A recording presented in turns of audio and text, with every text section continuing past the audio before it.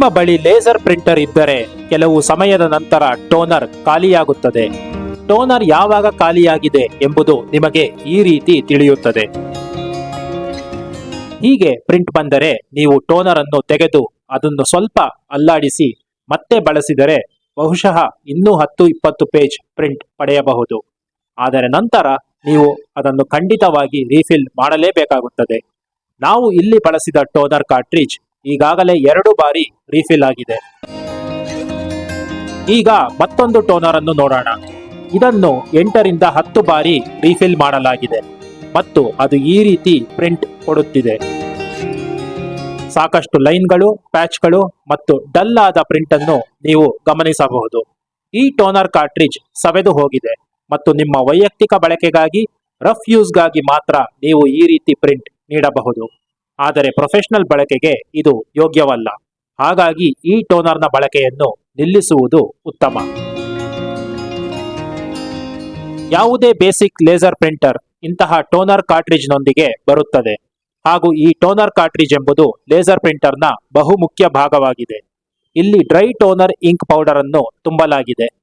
ಒಮ್ಮೆ ಈ ಟೋನರ್ ಮುಗಿದ ನಂತರ ನೀವು ಈ ಕಾರ್ಟ್ರಿಜ್ ಅನ್ನು ತ್ಯಜಿಸಿ ಹೊಸದನ್ನು ಖರೀದಿಸಬೇಕಾಗಬಹುದು ಅಥವಾ ನಂತರದ ಬಳಕೆಗಾಗಿ ನೀವು ಇದನ್ನು ರೀಫಿಲ್ ಮಾಡಬಹುದು. ನಾವು ಇಲ್ಲಿ ತೋರಿಸುತ್ತಿರುವ ಲೇಸರ್ ಪ್ರಿಂಟರ್ HP 1020 ಆಗಿದೆ ಮತ್ತು ಇದರೊಳಗೆ ಬಳಸಲಾಗುವ ಟೋನರ್ ಮಾದರಿಯು HP 12A ಟೋನರ್ ಆಗಿದೆ. ಕೆನಾನ್ LBP 2900B ಹಾಗೂ ಇನ್ನಿತರ ಕೆಲವು ಪ್ರಿಂಟರ್ಗಳಲ್ಲಿಯೂ ಸಹ ಇದೇ ಟೋನರ್ ಕಾರ್ಟ್ರಿಜ್ ಅನ್ನು ಬಳಸಲಾಗುತ್ತದೆ. ಇದೇ ರೀತಿಯ ಟೋನರ್ ಕಾರ್ಟ್ರಿಜ್ಗಳನ್ನು ಹೊಂದಿರುವ ಹಲವಾರು ಬೇಸಿಕ್ ಲೇಸರ್ ಪ್ರಿಂಟರ್ಗಳು ಮಾರುಕಟ್ಟೆಯಲ್ಲಿ ಲಭ್ಯವಿವೆ ಮತ್ತು ಇವುಗಳ ಮೂಲಭೂತ ಕಾರ್ಯವಿಧಾನವು ಹೆಚ್ಚು ಕಡಿಮೆ ಒಂದೇ ರೀತಿ ಆಗಿರುತ್ತದೆ. ನೀವು ಬೇರೆ ಮಾಡೆಲ್ನ ಬೇರೆ ಕಂಪನಿಯ ಲೇಸರ್ ಪ್ರಿಂಟರ್ ಮತ್ತು ವಿಭಿನ್ನ ರೀತಿಯ ಟೋನರ್ ಕಾರ್ಟ್ರಿಜ್ ಅನ್ನು ಹೊಂದಿದ್ದರೂ ಸಹ ಈ ವಿಡಿಯೋವನ್ನು ನೋಡುವ ಮೂಲಕ ಲೇಸರ್ ಪ್ರಿಂಟರ್ ಮತ್ತು ಟೋನರ್ಗೆ ಸಂಬಂಧಿಸಿದ ಅನೇಕ ಅಗತ್ಯ ವಿಷಯಗಳನ್ನು ನೀವು ಅರ್ಥ ಮಾಡಿಕೊಳ್ಳುವಿರಿ. ಸರಿ, ಈಗ ಮೂಲ ವಿಷಯಕ್ಕೆ ಮರಳುವುದಾದರೆ, ಅಂದರೆ ಟೋನರ್ ಮುಗಿದ ನಂತರ ಅದೇ ಕಂಪನಿಯ ಹೊಸ ಕಾರ್ಟ್ರಿಜ್ ಅನ್ನು ನೀವು ಖರೀದಿಸಬಹುದು. ಅಂದರೆ ಇಲ್ಲಿ HP ಕಂಪನಿಯ ಹೊಸ ಟೋನರ್ ಅನ್ನು ಖರೀದಿಸಲು ಬಯಸಿದರೆ ಅದು ಸುಮಾರು 2000 ರೂಪಾಯಿಗಳಿಂದ 8500 ರೂಪಾಯಿಗಳವರೆಗೂ ತಗುಲಬಹುದು. ನೀವು HP ಕಂಪನಿಯ ವೆಬ್ಸೈಟ್ ಅಲ್ಲಿ ಪರಿಶೀಲಿಸಬಹುದು. ಈ ಟೋನರ್ಗಳು ಅಸಲಿಯೋ ನಕಲಿಯೋ ಎಂಬುದರ ಬಗ್ಗೆ ಯಾವುದೇ ಸ್ಪಷ್ಟತೆ ಇಲ್ಲ ಮತ್ತು ಇದರ ಬೆಲೆಗಳನ್ನು ಸಹ ಊಹಿಸಲು ಸಾಧ್ಯವಿಲ್ಲ. ಈ ಪ್ರಿಂಟರ್ನ ಬೆಲೆ ಇಂದು ಸುಮಾರು 16,000ದಿಂದ 18,000 ಆಗಿದೆ. ಇದೇನೋ ಒಮ್ಮೆ ಮಾಡುವ ಹೂಡಿಕೆಯಾಗಿದೆ. ಇದನ್ನು ತಪ್ಪಿಸಲು ಸಾಧ್ಯವಿಲ್ಲ.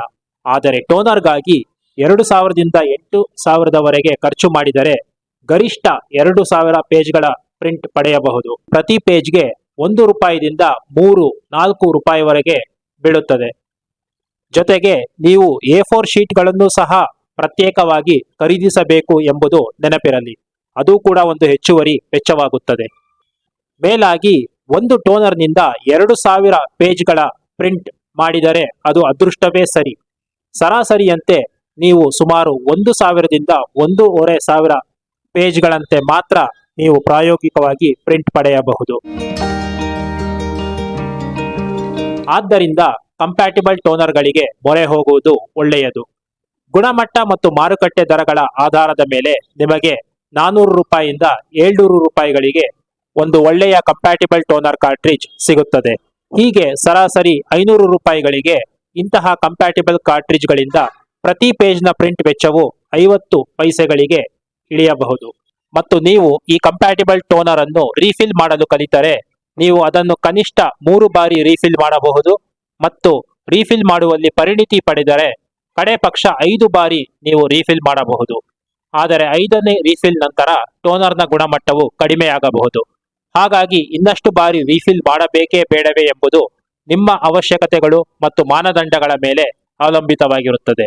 ಆದ್ದರಿಂದ 5 ಬಾರಿ ರೀಫಿಲ್ ಮಾಡುವುದು, ಇದನ್ನು ಒಂದು ಮಾನದಂಡವಾಗಿ ಸ್ಟ್ಯಾಂಡರ್ಡ್ನಂತೆ ನಾವು ನಿಗದಿಪಡಿಸಬಹುದು. ಸರಿ, ಟೋನರ್ನ 5 ರೀಫಿಲ್ಗಳು. ನೀವು ಇಂಕ್ನ ಮೇಲೆ ಪ್ರತಿ ರೀಫಿಲ್ಗೆ ಸುಮಾರು 80ರಿಂದ 150 ರೂಪಾಯಿಗಳವರೆಗೆ ವ್ಯಯಿಸುತ್ತೀರಿ ಮತ್ತು ರೀಫಿಲ್ ಮಾಡಲು ಸುಮಾರು 20ರಿಂದ 45 ನಿಮಿಷಗಳ ಸಮಯವನ್ನು ಖರ್ಚು ಮಾಡುತ್ತೀರಿ. ಅಭ್ಯಾಸವಾದ ಮೇಲೆ ನೀವು ಖಂಡಿತವಾಗಿಯೂ ರೀಫಿಲ್ಲಿಂಗ್ ಕೌಶಲ್ಯವನ್ನು ಸುಧಾರಿಸುತ್ತೀರಿ ಮತ್ತು ಬೇಗ ಬೇಗನೆ ರೀಫಿಲ್ ಮಾಡುತ್ತೀರಿ. ಈ ರೀತಿಯಲ್ಲಿ ಪ್ರತಿ ಪೇಜ್ನ ಪ್ರಿಂಟ್ ವೆಚ್ಚವು 15 ಪೈಸೆ ಅಥವಾ 10 ಪೈಸೆಗಳವರೆಗೂ ಇಳಿಯುತ್ತದೆ. ಆದ್ದರಿಂದ ಆಯ್ಕೆ ನಿಮ್ಮ ಮುಂದಿದೆ.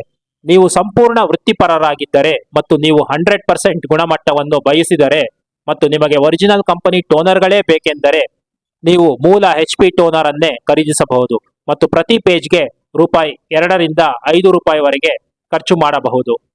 ವಾಸ್ತವವಾಗಿ ನಾವು ಪೈರಸಿ ಅಂದರೆ ಕಂಪನಿಯ ಪ್ರಾಡಕ್ಟ್ ಒಂದನ್ನು ಡೂಪ್ಲಿಕೇಟ್ ಮಾಡಲು ಉತ್ತೇಜಿಸುತ್ತಿದ್ದೇವೆ ಎಂದು ಮೇಲ್ನೋಟಕ್ಕೆ ಅನಿಸಿದರೂ ಅದೇ ಸಮಯದಲ್ಲಿ ನಾವು ಅನೇಕ ಜನರ ಕಷ್ಟಪಟ್ಟು ಗಳಿಸಿದ ಹಣವನ್ನು ಉಳಿಸುತ್ತಿದ್ದೇವೆ ಮತ್ತು ಪರಿಸರವನ್ನು ಸಹ ಉಳಿಸುತ್ತಿದ್ದೇವೆ ಎಂಬುದನ್ನು ನೀವು ಅರ್ಥ ಮಾಡಿಕೊಳ್ಳಬಹುದು. ಏಕೆಂದರೆ ಈ ಕಾರ್ಬನ್, ಪ್ಲಾಸ್ಟಿಕ್ ಮತ್ತು ಎಲೆಕ್ಟ್ರಾನಿಕ್ ಕಾಂಪೊನೆಂಟ್ಗಳು ಪ್ರಕೃತಿಗೆ ಹಾನಿಕಾರಕವಾಗಿವೆ. ಆದ್ದರಿಂದ ನಾವು ಅವುಗಳನ್ನು ಎಷ್ಟು ಸಾಧ್ಯವೋ ಅಷ್ಟು ಮರುಬಳಕೆ ಮಾಡಬೇಕು. ಕಂಪನಿಗಳಿಗೆ ನಮ್ಮ ಬಗ್ಗೆ ಅಥವಾ ಪರಿಸರದ ಬಗ್ಗೆ ನಿಜವಾಗಿ ಕಾಳಜಿ ಇದ್ದಿದ್ದರೆ ಅವರು ಈ ಕಾರ್ಟ್ರಿಜ್ಗಳನ್ನು ಸಂಗ್ರಹಿಸುವ ಮತ್ತು ನಮಗೆ ಸಮಂಜಸವಾದ ಬೆಲೆಗೆ ಹೊಸ ಟೋನರ್ಗಳನ್ನು ಒದಗಿಸುವ ವಿಧಾನವನ್ನು ಯೋಜಿಸಿಕೊಳ್ಳುತ್ತಿದ್ದರು. ಆದರೆ ಅದು ಆಗುತ್ತಿಲ್ಲ.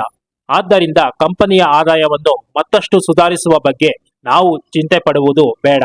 ಅವರು ಈಗಾಗಲೇ ಅನೇಕ ರೀತಿಯಲ್ಲಿ ಹಣವನ್ನು ಗಳಿಸುತ್ತಿದ್ದಾರೆ. ಹಾಗಾಗಿ ನಾವು ಪರಸ್ಪರ ಸಹಾಯ ಮಾಡುವತ್ತ ಮತ್ತು ದುಡ್ಡು ಉಳಿಸುವತ್ತ ಗಮನ ಹರಿಸೋಣ.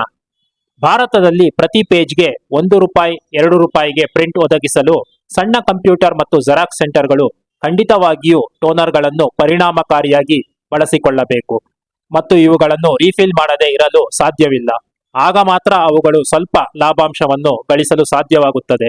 ಆದ್ದರಿಂದ ನಾವು ಗೃಹ ಬಳಕೆದಾರರು ಹಾಗೂ ಸಣ್ಣ ವ್ಯಾಪಾರಿಗಳು ಈವರೆಗೂ ಪ್ರಿಂಟರ್ಗಳನ್ನು ಪರಿಣಾಮಕಾರಿಯಾಗಿ ಬಳಸಲು ಮತ್ತು ಸರಿಯಾಗಿ ನಿರ್ವಹಿಸಲು ಪ್ರೋತ್ಸಾಹಿಸುತ್ತೇವೆ. ಆಗಾಗ್ಯೂ ನೀವು ಮೂಲ ಕಂಪನಿಯ ಟೋನರ್ ಅನ್ನೇ ಖರೀದಿಸಲು ಬಯಸಿದರೆ ಧಾರಾಳವಾಗಿ ನೀವು ಅವನ್ನು ಖರೀದಿಸಬಹುದು. ಇನ್ನು 2ನೇ ವರ್ಗದ ಜನರು ಇರುತ್ತಾರೆ. ಇವರುಗಳಿಗೆ ರೀಫಿಲ್ ಮಾಡಲು ಸಮಯ ಇರುವುದಿಲ್ಲ ಮತ್ತು ಈ ಗಜಿಬಿಜಿಯ ಕೆಲಸ ಮಾಡಲು ಅವರಿಗೆ ಮನಸ್ಸಿರುವುದಿಲ್ಲ.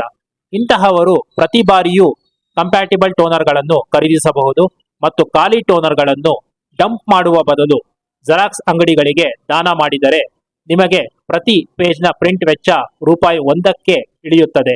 ಇದರಿಂದ ನೀವು ತೃಪ್ತರಾಗಬಹುದು. ಹೀಗೆ ನೀವು ಕನಿಷ್ಠ ಸ್ವಲ್ಪ ಹಣವನ್ನಾದರೂ ಉಳಿಸುತ್ತೀರಿ.